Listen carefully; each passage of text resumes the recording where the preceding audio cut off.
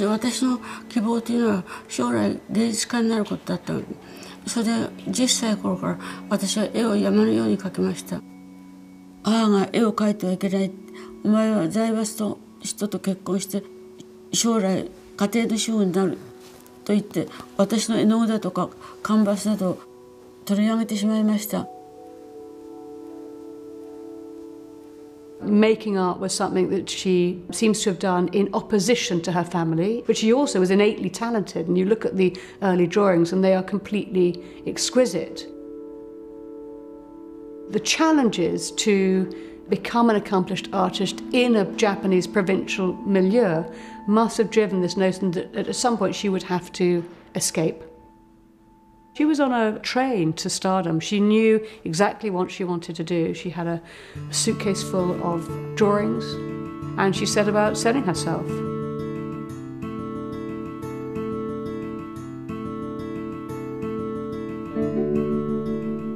ニューヨークに着いた時に初めてエンパイアステートビルに乗って行って、それから広いニューヨークを見て私は感動しました。そして私はいつかこのニューヨークを自分の心の中に芸術的な山のような私の蓄えられた力でもってこのニューヨークをいつか制覇して世界に飛び出ていくということを深く誓い合いました。When she first came to New York, it was a man's world. The art world was aggressively male. It was a cutthroat period, you know. I think it was very difficult to be a woman artist. そしてニューヨークでもって私は死に物狂いで戦いました。美術のことで。そして一生懸命絵を描き、細かい網目の作品を作って、そしてそれが33フィートの大きさになるの。朝から晩までその網を描いておりました。私がね絵を描いてるとね、そしてその絵がね床を見るとその絵がね発展してって向こうを見るとね幻覚が来て全部ね幻覚になって渦まって、それでね結局私はねエンバイラメンタル超芸術家としてね発展することになってました。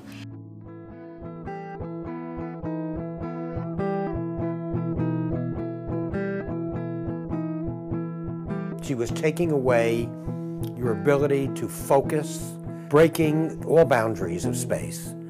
And the exhibitions that I had, in particular the peep show, that did the job. It was an octagonal room, it was painted black, and there were openings where you could stick your head in.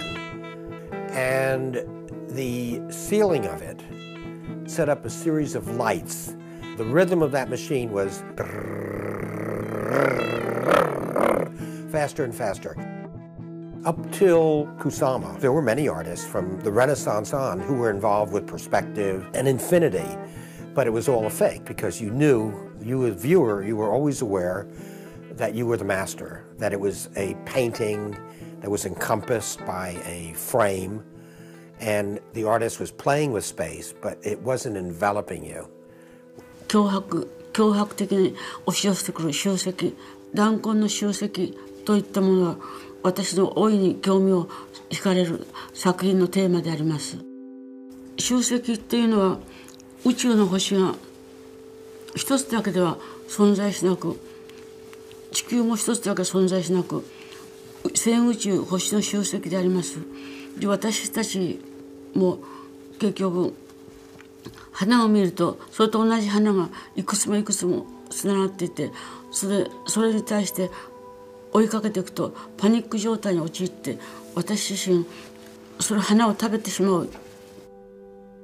それは結局体の調子が悪くてね、あまりにも絵描きすぎて、それで具合が悪くてこっちの方に来まして。To go back to Tokyo and to start from scratch again for Kusama was quite extraordinary because she wasn't known there and she hadn't been recognised. Clearly, the strains and stresses of life, the memories, have forced her to withdraw. But what she's always done, she has always managed that process incredibly well. Kusama is now living in a mental institution, but by day, she occupies across the street in a busy suburban neighbourhood of Tokyo, a very well-appointed studio facility where she has a team of assistants, and she has a space for painting, she has a space for her library, her archive, and every morning she gets there and she's the consummate professional, and she works from 9 to 6. And I think there's a sort of a managing madness about Kusama, which is so utterly sane, which is really interesting. She's used her trauma, she's used these experiences in her past. She's been able to harness experiences that might drive other people insane to enormously productive ends. She's an extraordinary person in that way.